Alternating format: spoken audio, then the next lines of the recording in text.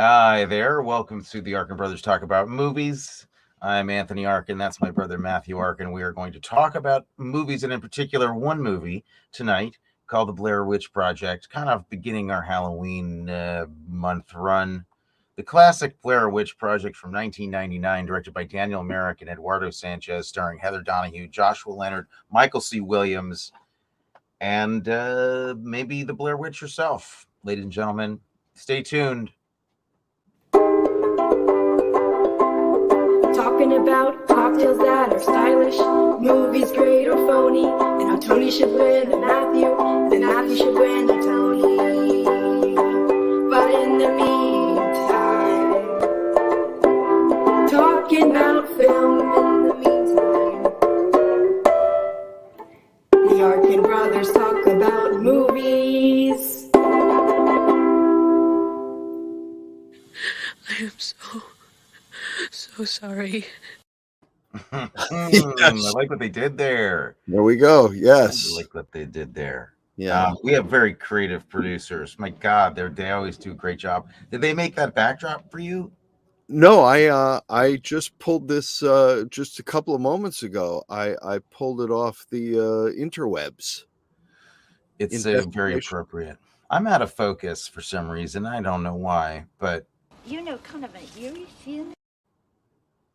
I'm out of focus. I'm out of focus on the inside. So we pair up and everything's works out. Everything's great. How are you doing? How's your week? My week has been fine. A little bit hectic.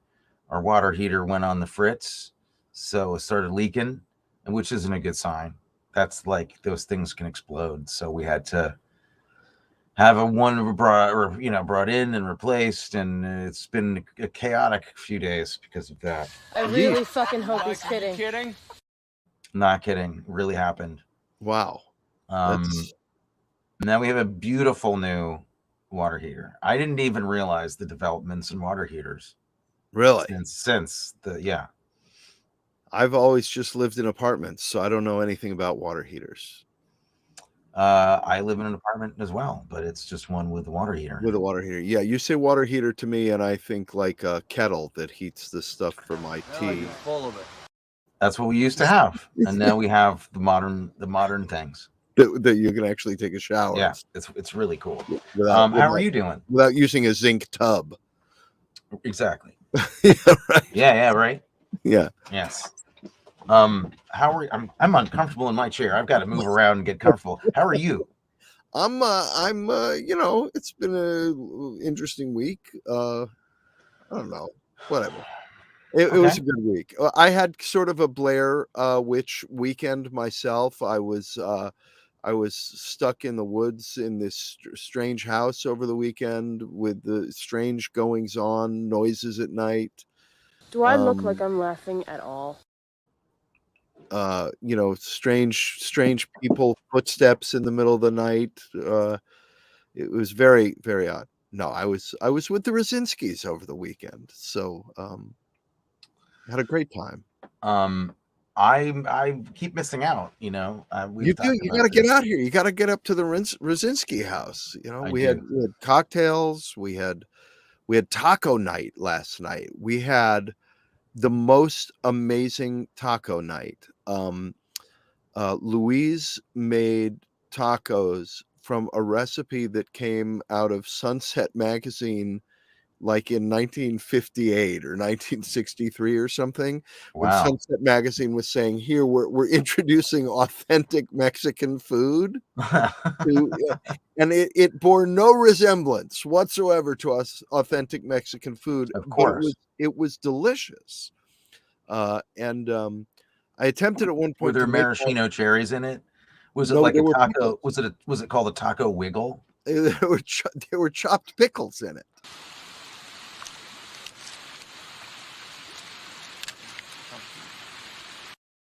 This movie's got something in common with Vampire's Kiss.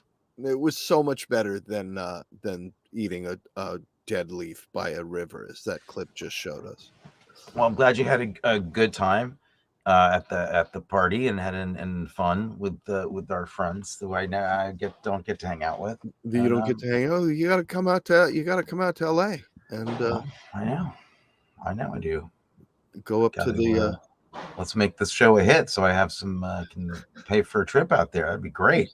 Okay, I'm Let's working get on it going. We're working on it. Or they're working. Somebody's working on it. Yeah, I'm glad this is mostly a podcast because my lighting is weird. All right, I'm not gonna worry about it. Yeah. Get this fucking camera off! People on the podcast don't get to see my flying monkey and green witch from Wizard of Oz. I wish I had lots of other things to talk about this week. I don't. So we're gonna have to talk about this movie. Okay. Do you have I don't mind. Do you have things to say? Do I have things to say? No. About the movie, I do, but not about my life. No, we can get right into it. Okay, but do you have things to say about the movie? I have the questions to ask you before we even start. Oh, okay. Ask me questions. Have you seen it before? I had not seen it before. You've never seen it before? Okay. I've never seen it before. Very interesting. Do you obviously remember you remember it coming out? Who doesn't? I remember it coming out. I mean, people remember the JFK assassination, and they remember this movie coming out. Yeah. I remember the story my grandmother used to tell us all. All right. Well, I'm curious. I'm curious how you feel. I feel really good. I got a good night's sleep last night. Okay. I had a little nap. I like for the purposes of the joke that you got excited and like animated clearly for the first time all night. Yeah. You are not happy with this movie. No, I'm not happy with this movie. I'll come right out and say it. Although I gotta tell you, I don't fully trust you.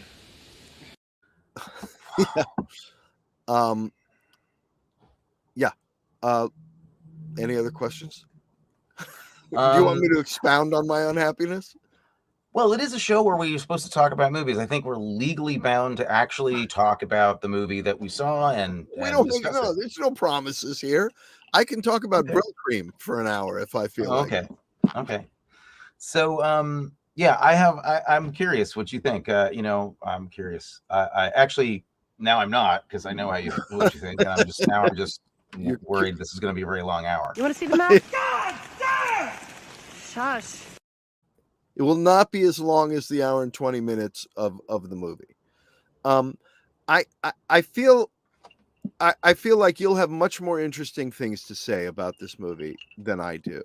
I read a little bit about the making of it since watching it. You know me. I like to watch a movie and have my experience of the movie confined to the experience that I have watching the story unfold on the screen without knowing really much about what went on in the making of it, et cetera, et cetera, et cetera. I'm interested in story, structure, the performances, blah, blah, blah, all that boring stuff that you hate. No. Heather, that is so not cool, man. I know it's not cool. That is so not cool. I know it's not cool. That. None of which has anything to do with cinema, but we'll table that and move ahead. We'll move right. No, let's say, what do you say? But it makes a good book and a play, but let's go. Let's charge ahead. Oh, wow. Okay. But no, I'm interested in the stuff that around cinema as it translates to the screen. But that I think there's a difference between the cinematic experience and then bringing in the stuff that happened behind the scenes as part of the experience of watching the movie. Those are two different things. You can appreciate a movie as a work of art, as a movie, not as a play or a piece of literature, but as a cinematic experience without necessarily having to include the stories that went into the making of it. Oh yeah. Okay. Sure. So the hype, I feel like as a movie here, I'll use one of my Wesleyan words. This movie, qua movie, meaning just the work of art itself standing alone, separated from the hype, separated from whatever it is they did to the actors to surprise, torture, play with them as the movie was being made. I don't feel like it stands up on its own. Okay. For me. Right. How would you like to say more things about how and why that's the like? How and why Okay, that's so you don't like it. I like it. There you go. Okay, that's been the Okay, movie. Thank you for talking. and we'll I know see you next all week. just wanted to hear where. You touch my camera, we'll I'll fight you again. Okay? I didn't mean it. Okay. This is what the episode's going to be like. Our episode is going to be like the making of this movie. Yeah. Because to me, the story, you know, when you add in the stuff that happened behind the scenes, it becomes more interesting to me. But the movie itself, the story of what happens to these kids or young adults, whatever they are, going off into the woods, there's no witch. There's weird stuff that happens around the tent that's completely unrelated to what the serial murder that we find out about at the end of the movie. Apparently, there just was no connective tissue for me to the horror experience that they went through, other than it being, let's do some random horror stuff to these people out in the woods and make a movie out of it.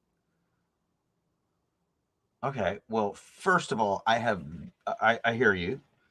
Let me start. Let me start brick by brick taking this apart. Okay, so I feel heard.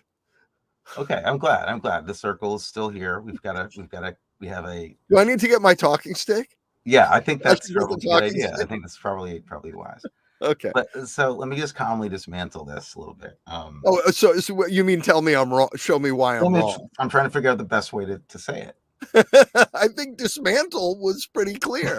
I don't know that you can get more clear than dismantle everything that you just said. First of all, I mean, I just on a basic level, you're saying like rather than just make a movie where we just throw a bunch of people in the woods and and booga booga, and I'm like, yeah, I think that I don't mind that as a premise for a horror movie. I think what you've just explained is an absolutely valid premise for what I would call a grade A horror movie, and it may be a great movie because it's a great horror movie experience in the theater. Hard to divorce from my first time seeing it, but I've studied it a few times. I mean, I've seen it a bunch, and why did I know that? Why did you know that? Because you think I like because I like shitty movies. That's why you knew it. And I think it's I mean, you're not alone. There were people that didn't fall for it. When quad movie is my new favorite saying, says Seth Michael May. Thank you, Seth. There'll be more bon mots, I'm sure, tossed around this evening that you'll enjoy, hopefully. If we keep our heads together, we'll be just fine. Fucking bullshit! Yeah, I think look, I don't want to really fight about this one, but but you're going to. I just think it's a great movie, man. I really think this is a great movie, and I think some people rub some people the wrong way, and I really do get that. It's a bit of a challenge to sit through, especially now, because the technology of the cameras they were using was rough even for 99, because they were trying to make it look like 94 in the movie. So right. The video quality is pretty rough. It's very shaky cam, very handheld, doesn't feel very cohesive, which I think you could argue is one of the things that makes it kind of special, is because it really feels uncohesive. It feels like raw footage to me. And one of the things I like about it is exactly what you said, that there's no center to it. We don't really know what it is. We don't know the nature of it. We don't know whether what they're facing is supernatural or whether it's townies or a serial killer. They're actually less close to finding out the solution and the answer by the end of the movie than they were at the beginning. And that to me works at a very cool level up on the horror in the horror world. That leaves me feeling unsettled and very like the very ground underneath your feet isn't very solid because you never really know what the hell's going on. And I think I get the feeling that that's pretty on purpose. Um, and I think it really worked magic on me when I saw it in the theater. It remains one of the top fun, scary movies I've ever seen in a theater. It worked great with a live audience. Albeit everybody there was a big horror fan and was, heard about it in Sundance. And I remember there were people that didn't dig it when it came out, but a lot of people did. Also, as a indie movie, as a real indie, the success story behind it is just so phenomenal. That's kind of, I know, not the movie, but the backstory of it is pretty cool. It's notably cool how it was made. And so I can understand you want to dismiss some of that, but it's like you'd be dismissing facts about a movie that are so extraordinary around the making of this movie no, I think all that is amazing, but I separate it from the cinematic experience that I had watching it. And you actually said something that you described this movie as, you said something about, I'm trying to remember exactly what you said. Could we rerun the tape, please, so I can get Let's go to the tape, please. Yeah. Yes, thank you.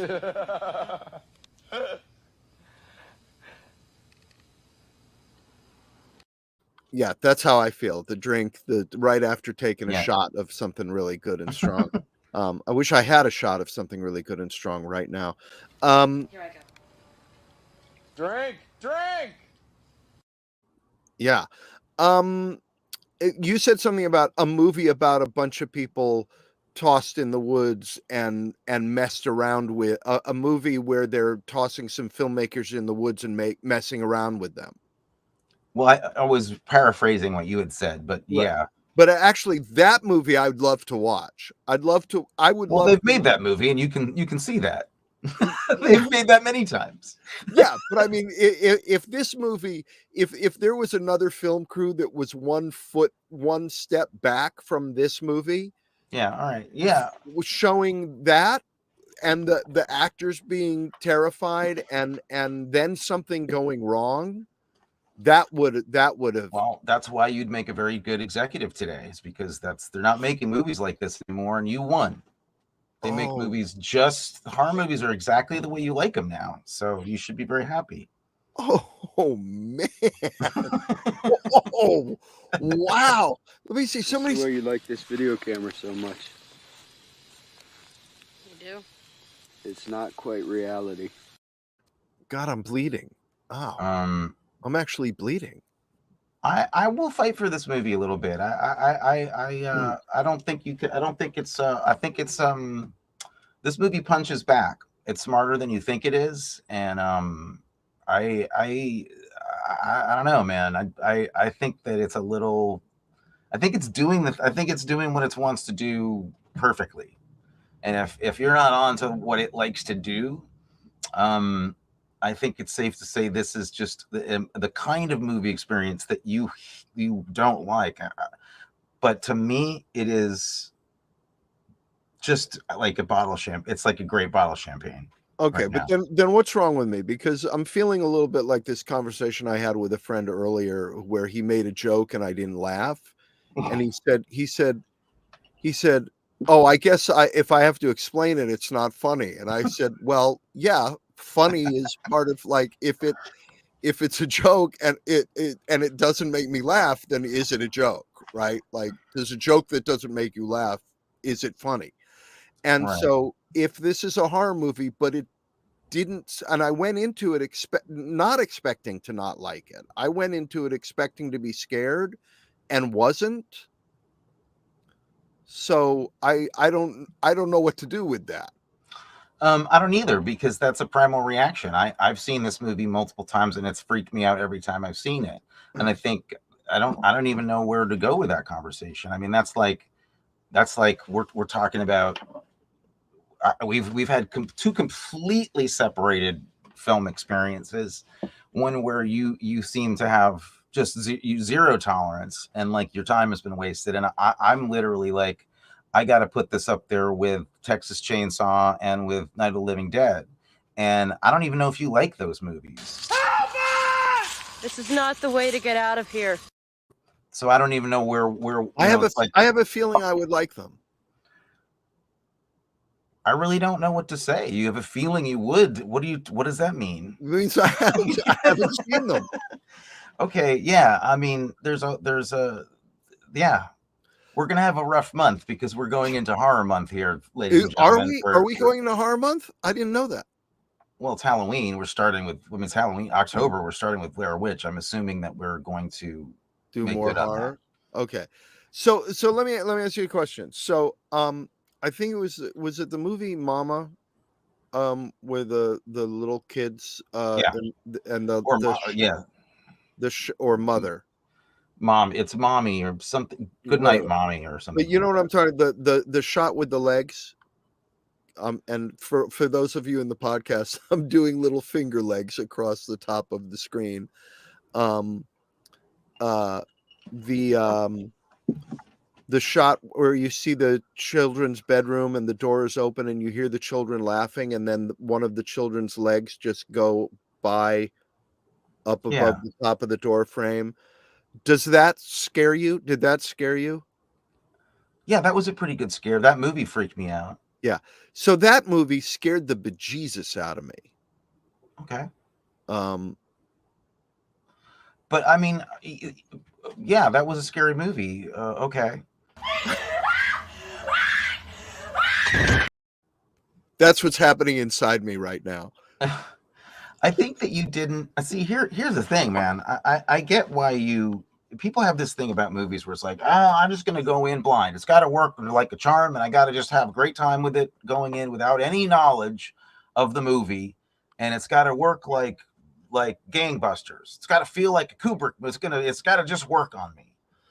And I hear that a lot, man, and I know what you're saying, and I get it, but I'm like, would you go and put down money to go see a play without, spend actual money and go see just a random piece of theater if you didn't know a little bit about what was going on in there? Would you buy a book without knowing what genre it is, and would you read the flap, or do you go in completely blind into other forms and expect to get not knowing anything about? It's like I'm going to read Dostoevsky, but I'm really going to avoid learning anything about him. Well, no, I wouldn't do that, but I didn't do that with this movie. I did know something. Man? Yep. All righty.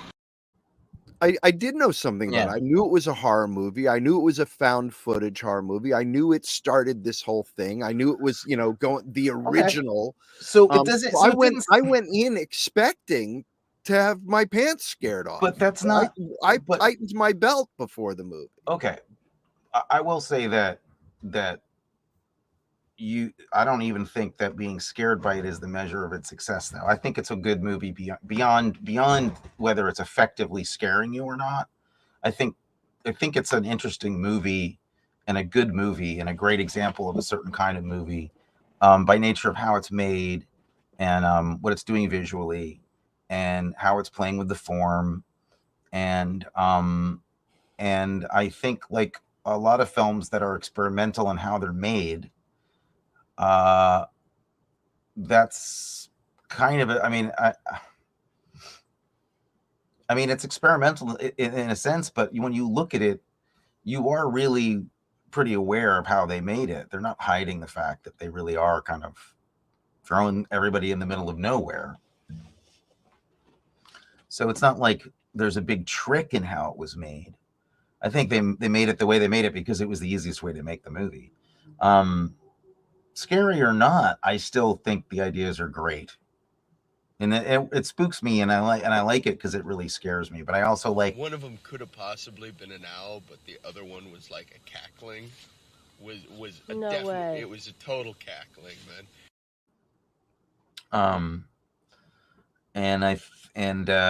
So I have a lot of affection, a lot of respect for it. I think that I could talk about the things I see in it and the things that make me like it beyond just a scare fest, which doesn't work for you on that level. And it's pointless to talk about why it didn't scare you or why it scared me. I don't know. I mean, when I saw it in the theater, that experience was a very palpable experience. That wasn't a joke. That movie came out and blew the doors off. It made hundreds of millions. I mean, it made a fortune, but that's in and of itself unimportant. But a tiny movie like that, it really did a lot of things right in the theater when you saw it with a group of people unused to found footage films. This was pretty new kind of concept. I mean, not brand new, and other people, including Orson Welles, had done it, but like this was on a big scale. This was the first one for a lot of people. Incredibly low budget with its history in films like the George Romero movies and stuff. It was a special horror movie for a lot of people when it came out. And in looking at it over the years, I feel like it's really kind of prophetic and kind of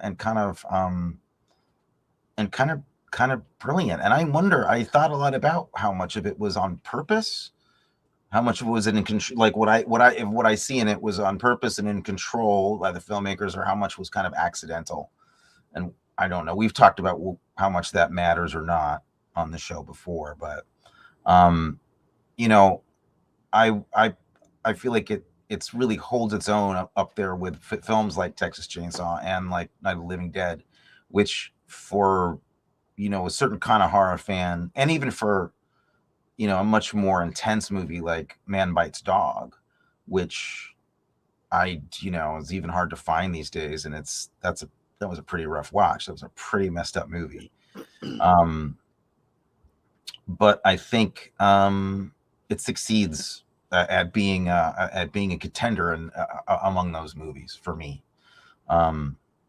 So I'll ask, like, what did you find? Did you just find it to be a slog, like everything? I know that probably the camera work is not a lot of fun to watch these for people these days. It's very shaky and old fashioned.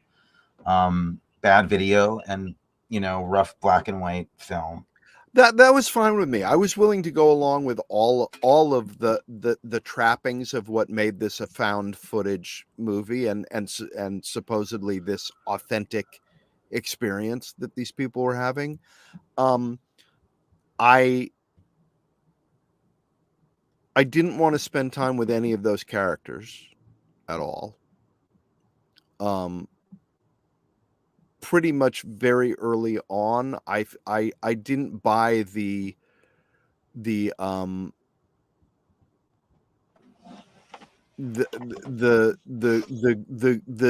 lack of any cohesiveness in the group, or just the sort of bratty, immature behavior through the whole thing towards each other turned me off. I don't. Lost. Admit that first.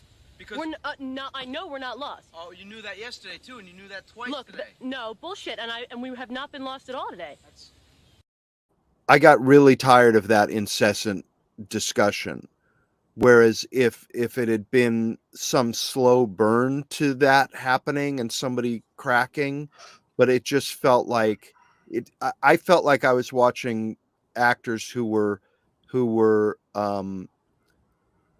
like really working the improv, we're really doing our improv work here, and it felt like bad improv work to me. It's fucked up, but I kicked that fucking map into the creek yesterday. It was useless. I kicked that fucker into the creek. Yeah, I said it. I said the quiet part out loud. That's okay. No, it's all right. I mean, you know, I'm entitled to my. Yeah, I know. I'm entitled to my opinion, no matter how wrong. No. Here's one thing that I think you're being a little bit unkind about, and that is, and here's one thing that I think that if you don't want to include the backstory of a movie, that's totally fine. If you don't want to know deal with how it was made and make that part of whether a discussion about whether the movie's interesting or not, I totally accept that. But I do think that you have to start taking into account at some point the weight class of a movie that we're discussing, because this movie is in a featherweight, ultra featherweight weight class. It it is a movie that had absolutely no reason to succeed. It had no pedigree. It's not a union movie, really. Nobody cared about these actors. No one was going to make this movie. Not a legit actor who knew how to do theater was going to step into this movie anyway. It was made for peanuts. It was made because it was just a complete mad passion project for them.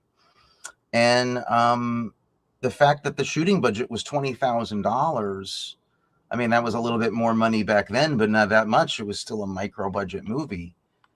The whole story of it, the whole thing, I'm so enthusiastic about it. But even just the fact that it's such a it's such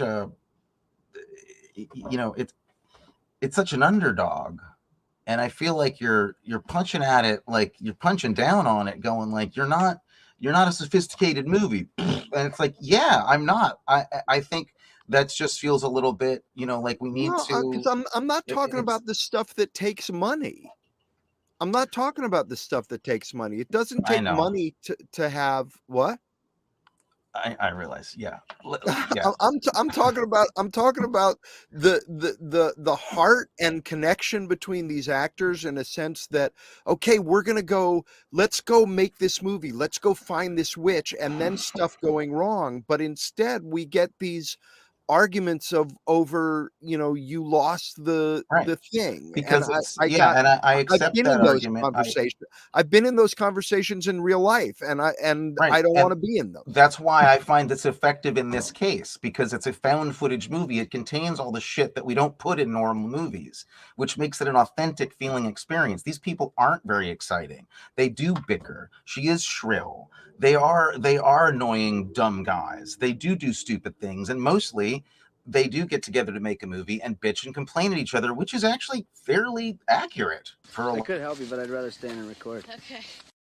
I don't not buy it. I don't think that we could have spent time talking about other things, but I also think that there's a lot of interesting character development and foreshadowing and things going on at that level that you're not appreciating, and that are there, and that are representing a deeper way of thinking about it than you're giving it credit for.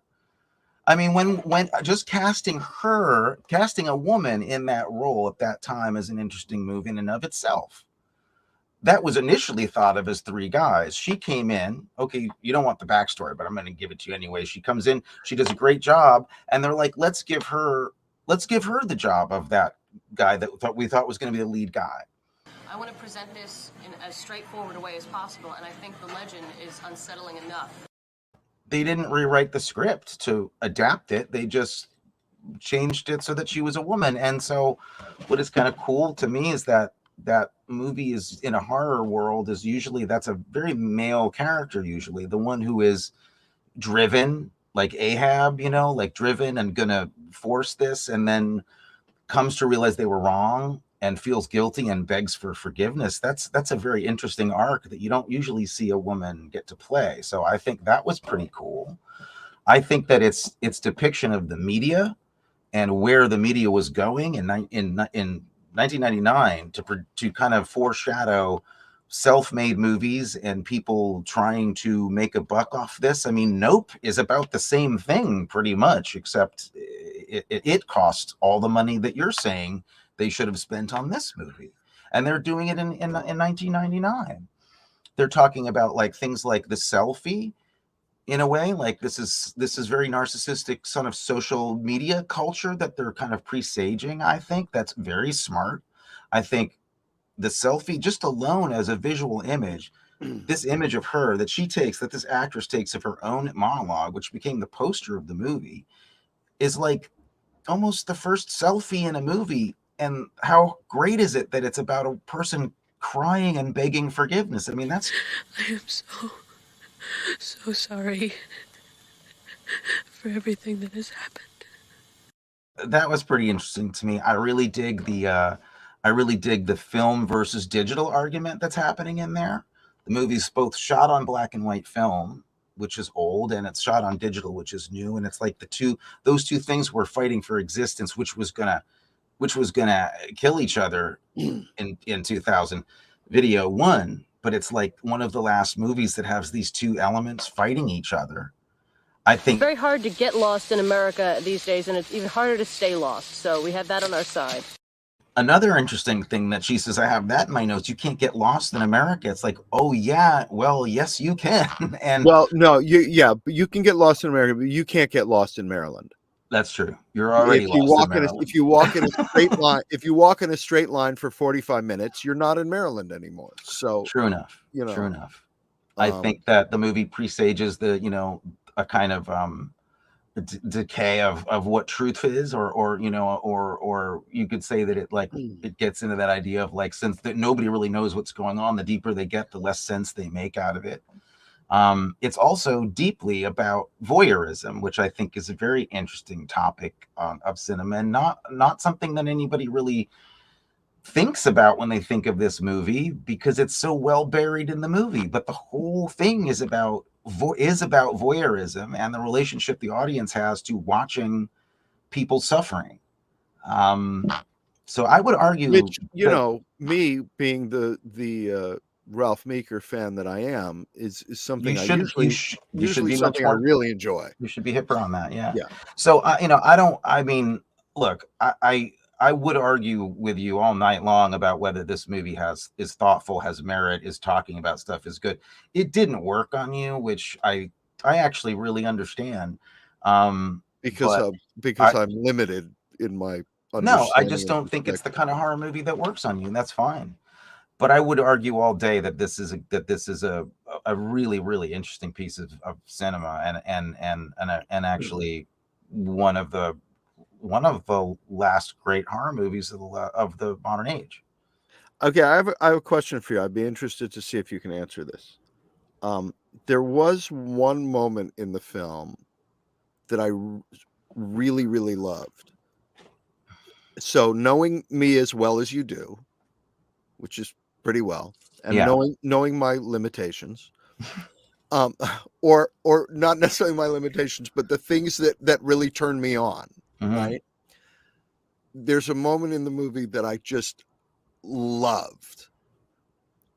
Do you know? Can you think what it was? I'll give you a hint. It was near the beginning, and at this moment, I thought, oh my God, I'm going to be in for a hell of a ride on this movie if this is the kind of thing they're doing. It was. Was it? I'm trying to think of. Give me a second. There was hair on her body like a So she was Mary Brown. What? Mary Brown. No. I don't know. It was the interview with the mom outside the supermarket. Oh. When the mom starts talking about the legend and the kid's freaking out and telling her to shut up. It's great. That to me, I thought we were going to go down that was starting to lead me down a road that I thought I was going to be really freaked out by this movie. Mm-hmm. Yeah, I agree. I love that moment, and I find plenty of the moments in it freaky. But yeah, I love that. I thought that was quite excellent. And the fisherman. I adore the fishermen. Well, they're a really excellent part of this movie. I like fish, and grilled or broiled. Oh, come on. You don't like the fishermen? See? No, I do. I like the whole. Oh, you're full of it. I like the whole movie. I would challenge you I would challenge you or anyone to go out and get, stuff that looks this documentary, like cabin or something that she's supposed to haunt. Uh-huh. To this day, I think it holds up. It's very, very, very hard to make these movies feel at all like shaggy enough to be even somewhat realistic, and very few of them hold up. This one for me really does, and I see a lot of really cool cinema in it. I also kind of like the cast. I mean, I get what you're saying. There's a lot of improv, and it does get a little bit grating after a while. Part of that starts working on me in kind of a good horror movie way.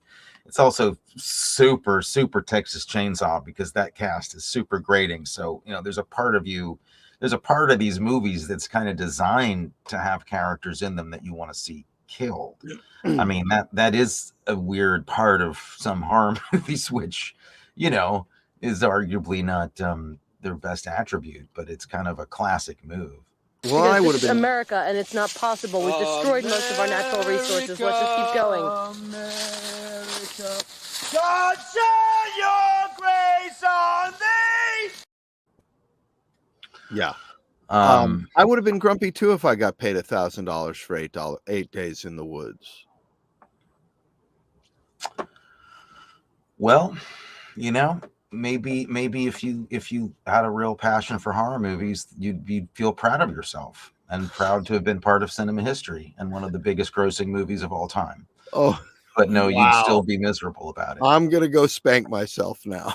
This is one of the biggest movies of all time. This movie made it's for how small the budget is to what it made. It's literally like ridiculous.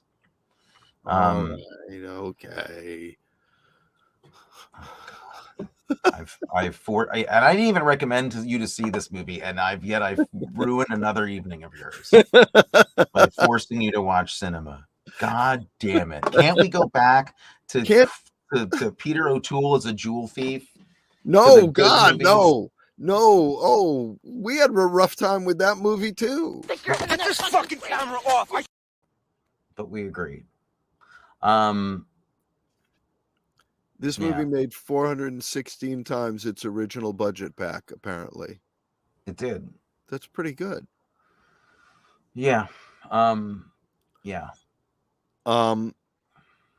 Well, this was a very sad evening for both of us. Spilled all my fucking water. It looks like slime, man. It's just water, man. It is slime. What the fuck is that, dude?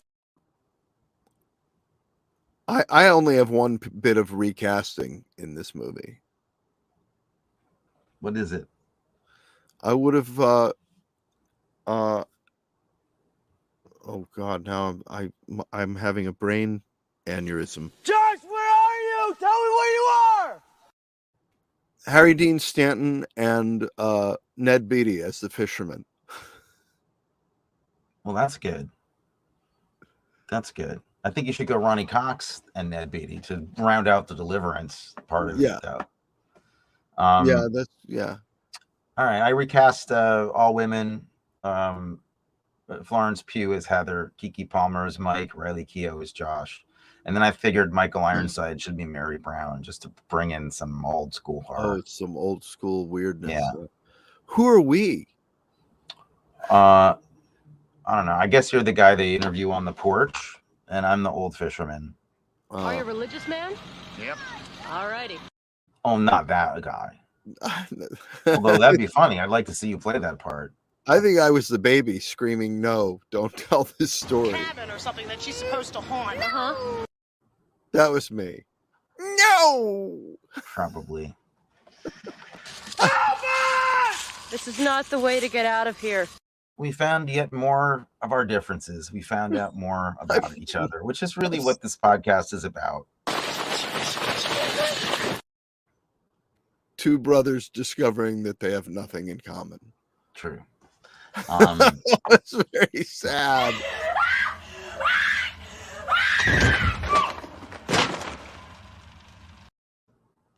I've made you sad.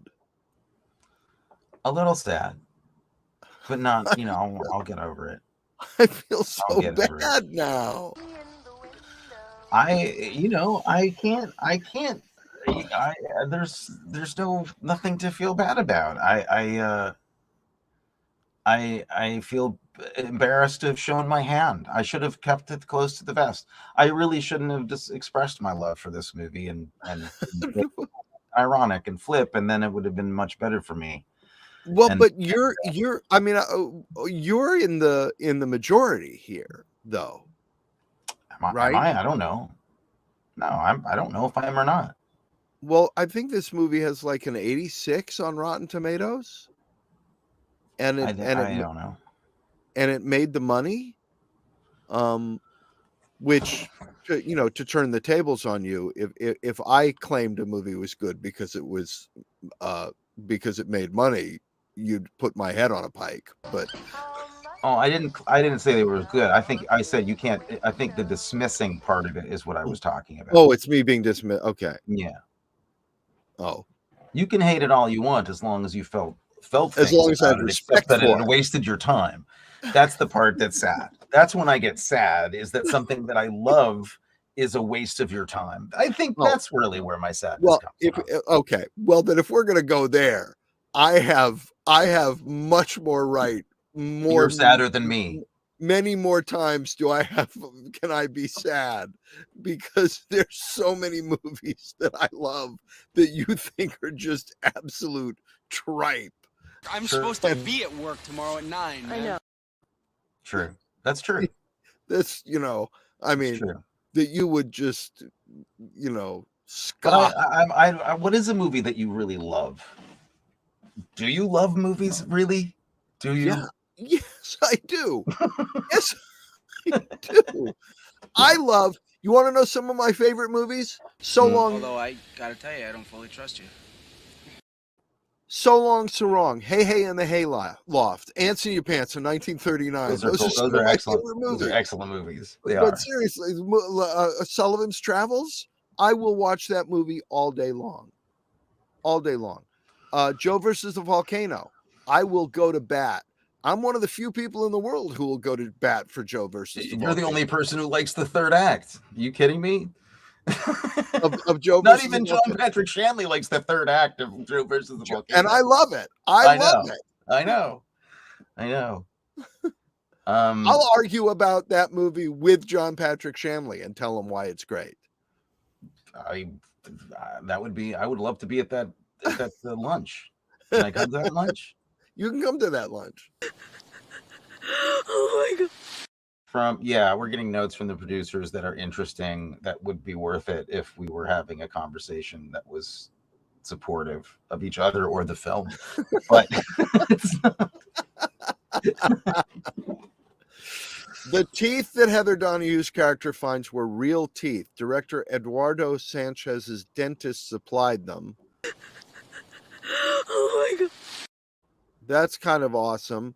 It is also probably illegal, but who sure. cares? Everything they did to these people is illegal. Oh, you're full of it.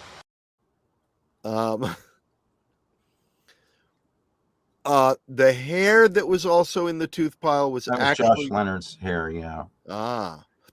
That's scary, because he had some scary hair. He did.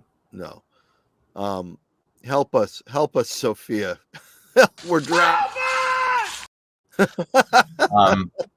Yes. Well, I don't know what we don't really know next week's movie yet. Do we? Or do we not? Or did we have? We have a list. I really fucking hope he's kidding. We have a list. What's the next horror movie that we're doing? I don't know. Maybe I made that up. Maybe we're not doing horror for Halloween. Maybe we're doing something more unique than that. More unique than horror? For Halloween, I don't know. I could help you, but I'd rather stand and record. Okay. This one. You've got some horror movies up your sleeve that I haven't seen. I am not going to recommend a movie I like again. Recommend? For a while. It's going to be a few weeks before I do that. Why did I ruin this for you? I didn't. Let's not make stories. Let's not make up stories. I'm not going to be recommending something that I feel good about now. Seth Michael May says we should do Tourist Trap. What is Tourist Trap? Tourist Trap, I believe, is You touch my camera, I'll fight you again. Toby Hooper. If you thought you hated this, you're gonna really love Tourist Trap. Oh, I don't know. I don't know if I can do it. I don't know if I can do it. I think we have to swing to either horror comedy or something that this is gonna hurt me too much. Vampire in Brooklyn. Let's do Vampire in Brooklyn. I've never seen that, so that'd be great. What is that? I don't know. I've never seen it. Who's in it? It's Eddie Murphy. Oh, okay. So we can hate on that. or we can love it or hate on it. I have no stake in it. I have serious doubts. I see what you did there. I see what you did there. You have no stake in that vampire. Oh, I didn't even know I did. See, it's horror is in my blood. I don't even know I'm doing it. It's in your blood.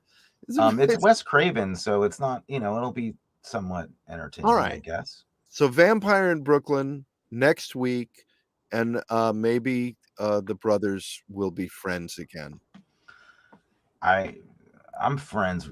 We're friends. I'm just a sad friend. Just relax, Mike. Don't fucking tell me to relax. Yeah, there you go. All right. I feel bad. No, you should feel good. You win. You win the blood match. I didn't win. Take us to the end credits, please. Save us from this. They're not going to. They're going to leave us. We're being left out in the woods. We're being. They're Blair Witching us. They're making us. I am so sorry. They're making us sit here and talk about it. They won't end the show. Talking about cocktails that are stylish, movies great or phony, and how Tony should win a Matthew, and Matthew should win a Tony. But in the meantime, talking about film in the meantime, the Arkin brothers talk about movies.